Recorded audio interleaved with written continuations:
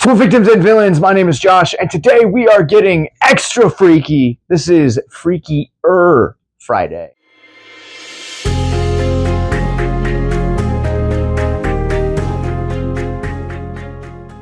Freakier Friday is a legacy sequel to the cult classic Freaky Friday from 2003. It basically brings back the formula, but introduces an extra set of people to shake up the matter as they essentially learn to walk a mile in one another's shoes. So Freakier Friday was a movie that I was not exactly excited for. It was a movie that I know for a long time had been teased by both Jamie Lee Curtis and Lindsay Lohan about coming back to this property and revisiting the Colemans. And that was something that just kind of said, I'll wait for it to hit streaming. And man, am I so glad to be proven wrong. This is probably one of my biggest surprises that I've had this year. This movie is nothing short of delightful. So for context, in preparation for this movie, I had watched the original Freaky Friday for the first time in over 20 years. I hadn't seen that movie since its theatrical release back in 2003, and that movie is phenomenally fantastic, and I kind of low-key am mad at myself that I haven't made an effort to go back and rewatch it prior to a couple of weeks ago, but it got me right in the headspace that I needed to be in for this movie.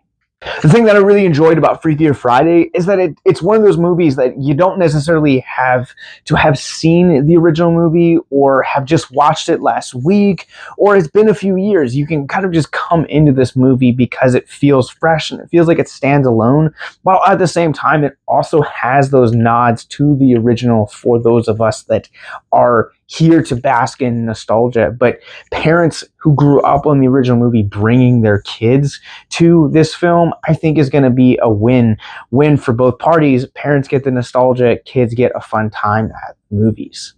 And when I say this movie leans into the nostalgia, it's not just Freaky Friday. There are a couple of other nods to other iconic Lindsay Lohan movies that I won't mention.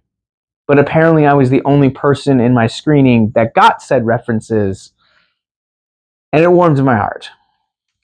This movie has everything that I really want in a movie. This movie is hilarious. This movie is charming. It's oddly wholesome, which I feel like we don't get enough of nowadays. Like, this feels like the Disney that I remember, the Disney that I grew up on, and the Disney that I have been clamoring for. Like, I get that this is a recognized IP, but this feels like something that would have been released maybe 2007 era of the studio rather than the giant tentpole blockbusters they are constantly shoving down our throats. I think, honestly, one of the things that works in the favor of Freakier Friday is really how long we had to wait to get this sequel. I think it's well worth mentioning that both Curtis and Lohan has said that they wouldn't come back to this, essentially these roles and these characters, if they didn't feel like there was a story to tell here. And I'm glad that it took them 20 years to fine-tune a story this good. Lohan and Curtis both give dynamic performances here. Like, probably going to end up being some of my favorite performances in a comedy and or family movie this year. Like, not only does it lean into the absurdity of the first film, but it also like doubles down and has these really deeper, more profound emotional moments that I was not expecting from this, what's essentially a sci-fi comedy.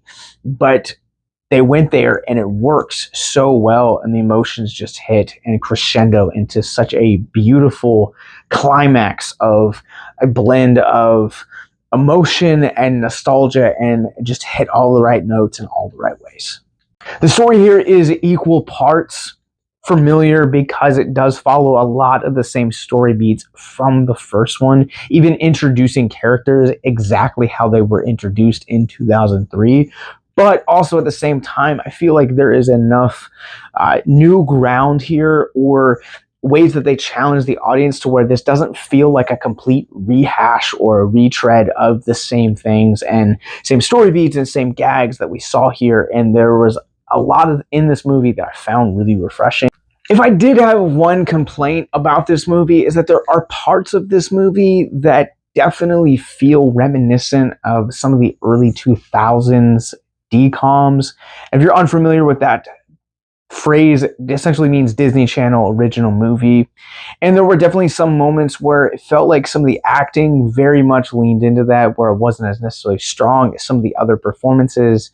But also at the same time, it also kind of felt oddly like the production value also had a decom in certain parts. And a lot of it is set during montage parts as the film kind of transitions between the first and second act, kind of the first full day of the switcheroo, so to say.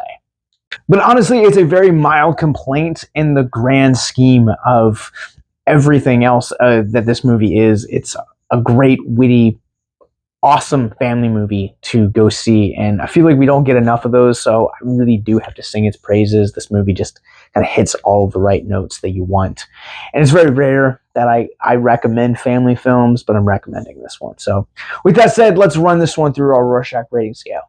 I'm going to go ahead and give Freakier Friday a 4 out of 5. Overall, I think this film does nostalgia right. It follows a lot of the same story beats for the most part, but also brings them into a really refreshing light. Jamie Lee Curtis and Lindsay Lohan are dynamite here. They not only have really great chemistry amongst one another, but they have great banter, and they play the straight man, funny man combo very well. I really loved how witty this movie gets. And honestly, my favorite part about this movie is how the emotional beats and how deep they hit.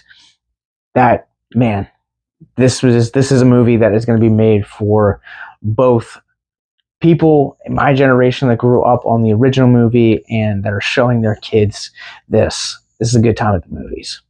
If you guys have seen Freakier Friday, what did you guys think about it? Comment below and let me know. But if not, what do you guys think about Freaky Friday, the original that's from 2003? Did you watch it on nauseam, or were you like me? Did you see it once and you're like, maybe again one day? Comment below and let me know. But let's talk about mental health. If you guys are new to our content, Mental Health Moment is where we will take a theme of mental health out of the film which we're reviewing, talk about it for a few moments in the hopes to deconstruct the stigma surrounding mental health. There is a moment in this movie that the body that Tess embodies, Jamie Lee Curtis's character, consoles her husband and asks him if he's okay. And they kind of have this moment where, you know, Ryan gives this very societal, expected answer. And she says, it's okay if you're not okay. And that moment struck me so profoundly because